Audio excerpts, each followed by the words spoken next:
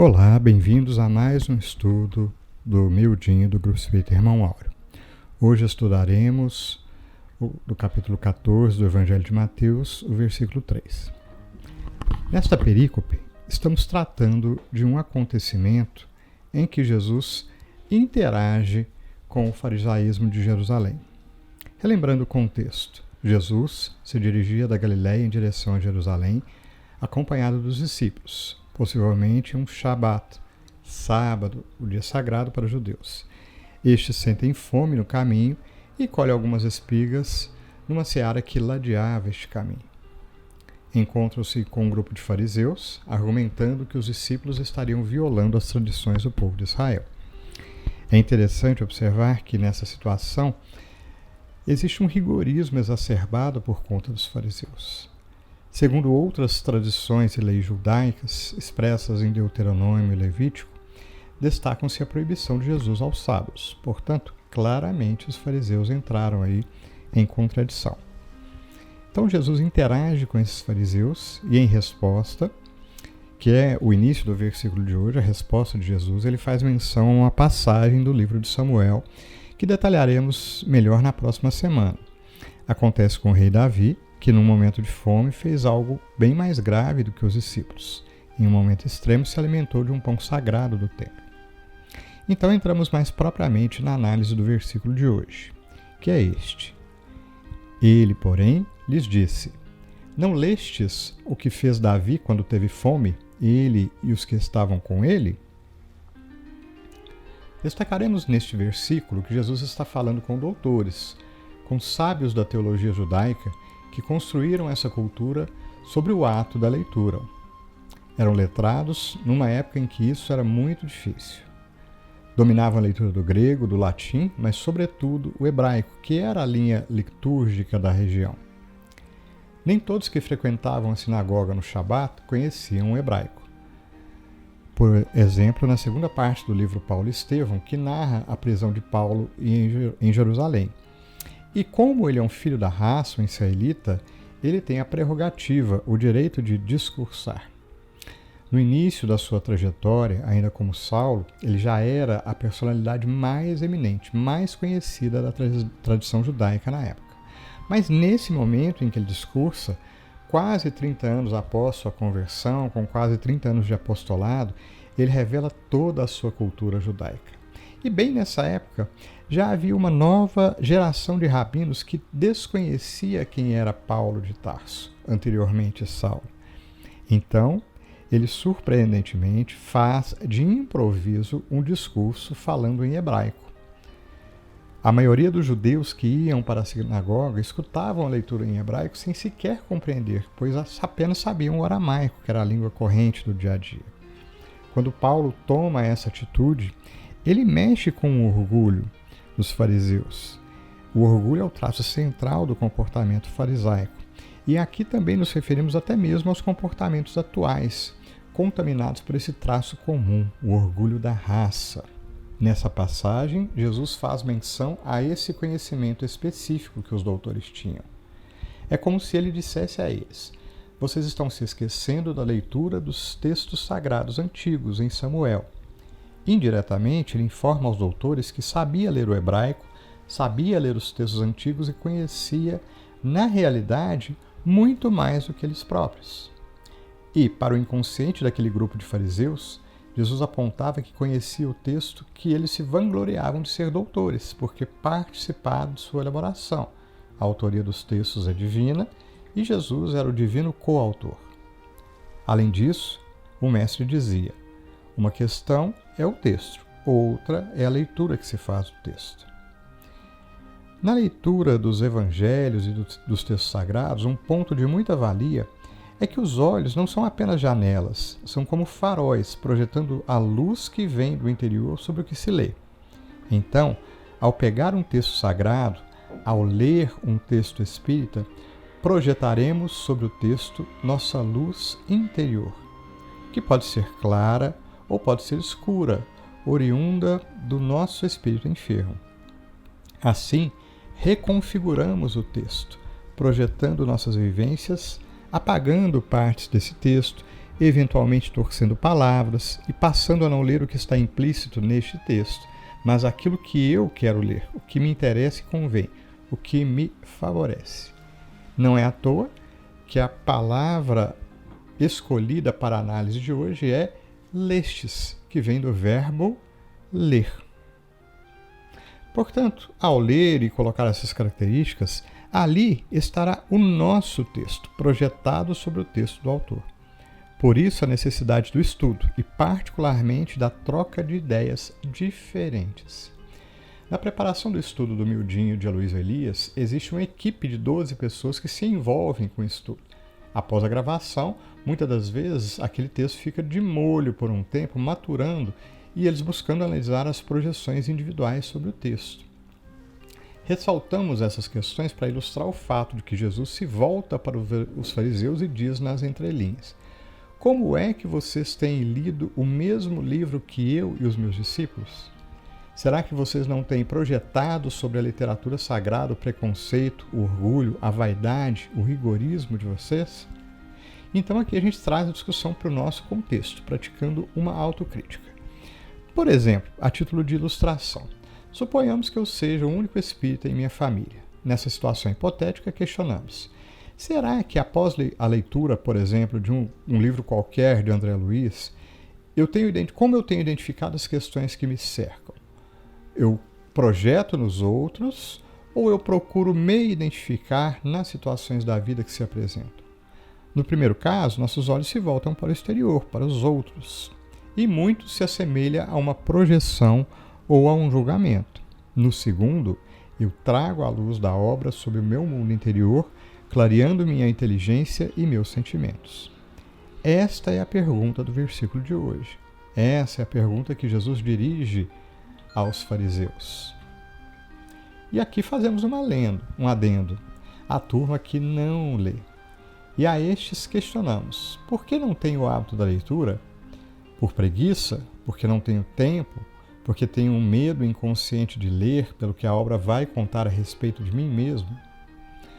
Por exemplo, nessa passagem, Jesus propõe aos fariseus que, se eles tivessem lido de fato a literatura sagrada, sem deturpá-la interiormente, eles perceberiam que atitudes que tomavam eram rigoristas, exageradas e atávicas, excessivamente duras.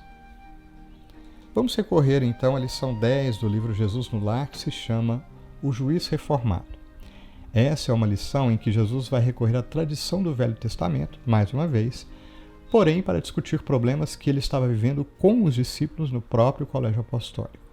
Aqui fica claro que Jesus também tinha dificuldades, e não eram poucas, com os 12 apóstolos que conviviam diretamente com ele. Os 12 escolhidos tinham traços de farisaísmo. Vejamos, começa a lição. Como houvesse o Senhor recomendado nas instruções do dia muita cautela no julgar, a conversação em casa de Pedro se desdobrava em derredor do mesmo tema. Aqui é possível que a lição faça referência a um dia do sábado, um Shabat, que era o dia em que todos se reuniam e estudavam os textos sagrados. E a questão sobre a análise aqui é cautela no julgar. Na sequência, a gente vai ver um outro traço de qualquer rigorista, qualquer farisaico. Ele também é desculpista consigo mesmo. Aplica o rigor ao próximo e as inúmeras justificativas ao próprio comportamento. Vejamos. Comentava Mateus com lealdade: é difícil não criticar, porque a todo instante o homem de mediana educação é compelido a emitir pareceres na atividade comum. Traduzindo o que Mateus estava falando: como é que eu não posso ver o erro do outro e não comentar aquilo que está visível? Não é por falar mal, mas estou apenas comentando. Essa fala é muito nossa, né? Então vem a resposta de Jesus. É necessário não inclinar o espírito aos desvarios do sentimento, para não sermos vitimados por nós mesmos. Quando nos pomos a estudar o comportamento alheio, está em jogo tanto o raciocínio quanto emoções. Então, se nós fôssemos isentos quanto ao comportamento, nossa análise seria mais imparcial, objetiva e relativamente neutra. Entretanto, não é isso que ocorre. Muitas vezes, por detrás do raciocínio, existe uma carga emocional. E aqui Jesus propõe aos discípulos um olhar para si mesmo, para essas emoções, antes de tecer um comentário sobre o comportamento alheio. A sugestão é que nos perguntemos antes de analisar e comentar: o que é que eu sinto por este outro sobre o qual vou comentar? Se a resposta for amor, normalmente nós nos calamos. Se a gente prossegue com o comentário, devemos questionar o sentimento que aflora: antipatia, inveja, ciúme, indiferença, etc. E aqui nós retornamos para o versículo em análise, questionando: qual seria o sentimento, que emoções levaram os fariseus a questionarem Jesus e os discípulos? O que é que eles sentiam por Jesus? A resposta parece clara: inveja. Cada um daqueles fariseus letrados, apesar do imenso esforço, sabia bem menos que Jesus. E isto é o que Jesus chama de desvarios do sentimento. Aqui, na lição de Neio Lúcio, elegantemente Jesus qualificava os discípulos de maneira adequada. Como nós destilamos venenos e, portanto, seremos nós a primeira vítima dos nossos comentários. E se o outro não aceitar o convite ao duelo mental, seremos as únicas vítimas. Prossegue a lição. Seremos julgados pela medida que aplicarmos aos outros. O rigor responde ao rigor, a paciência à paciência, a bondade à bondade. É preocupante o grau de enfermidade a que muitos companheiros militantes do movimento espírita chegam quando se envolvem em críticas, por exemplo, a homens públicos. Reforcemos a indicação de Jesus de cautela e ressaltamos a autointoxicação pelos desvarios do sentimento. Lembremos a título de exemplo da visita de Chico Xavier ao Carandiru. Ao ser questionado pelos repórteres que o aguardavam à porta se vira muitos obsessores lá dentro, se havia visto muitos espíritos das trevas, ele respondeu: não, meu filho, que eu me lembre não, mas eu vi muitas mães chorando com seus filhos e sussurrando consolo a cada um deles. E dizemos que, na situação turbulenta pelo qual passa o país, muitas das vezes o rigorista espírita deveria se perguntar: quantas preces eu direcionei aos corruptos, aos dirigentes, aos políticos? A crítica pela crítica, sem olhar de generosidade, de misericórdia que a antecede, é veneno destilado. Então, Jesus inicia uma história. Existiu um magistrado austero e violento. Qualquer coincidência com desejos que já expressamos nos tempos atuais não é mera coincidência, é tudo o que nós, muitas das vezes, coletiva e individualmente ansiamos. Prossegue. Em destacada cidade do povo escolhido, que imprimiu o terror e a crueldade em todos os serventuários sob a sua orientação. Abusando dos poderes que a lei lhe conferia, criou ordenações tirânicas para a punição das mínimas faltas.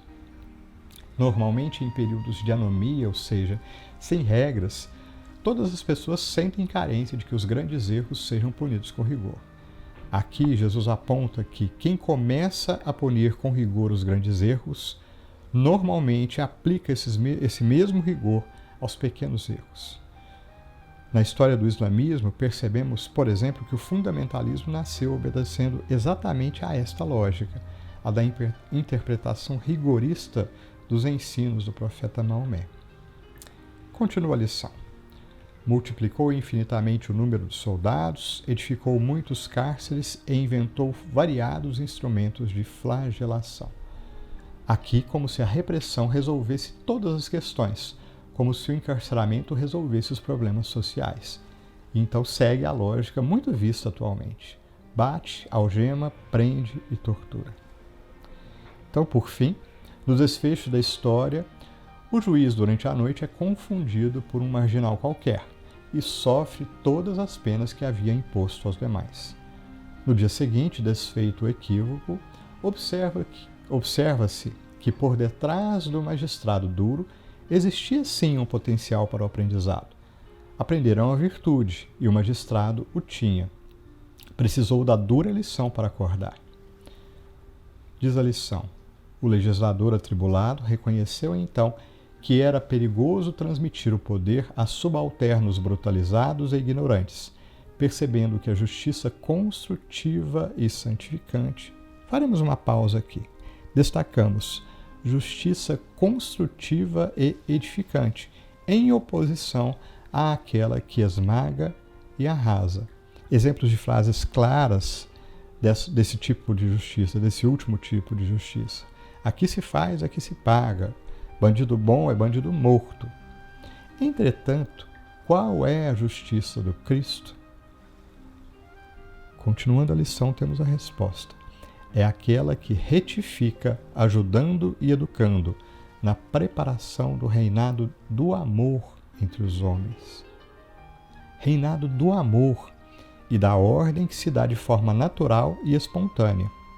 Na sequência, Neio Lúcio escreve: lá fora brilhavam estrelas retratadas nas águas serenas do grande lago. Esta frase não está colocada ao acaso. Aqui existe uma referência importante. Uma estrela é um luminar que vem do alto. Então, por comparação, todos os espíritos superiores são estrelas, luminares que irradiam sobre a Terra, sobre nós encarnados, que por serenidade poderemos nos qualificar para refletir essa luz. Entretanto, quando nos agitamos, quando nos desequilibramos, turvamos o nosso sentimento, trazemos o lodo das nossas imperfeições à tona, impedindo que reflitamos a luz do mais alto. Serenidade em nós é capaz de desencadear no outro serenidade. E Jesus finaliza a lição. Somente aquele que aprendeu intensamente com a vida, estudando e servindo, suando e chorando para sustentar o bem entre os espinhos da renúncia e as flores do amor, estará habilitado a exercer a justiça em nome do Pai. Quem aprendeu com a vida, diferente de quem viveu muito, ou seja, não há relação direta com a idade cronológica. Somente este, que aprendeu a olhar o próximo com misericórdia, tem habilitação para exercer a justiça em nome de Deus, secar as feridas, usar da misericórdia e compaixão. Como cristãos, devemos entender que a justiça aplicada em nome de Deus é misericórdia vivida no olhar, no pensamento, no sentimento e na vibração. Muito obrigado. Fiquemos todos com Deus.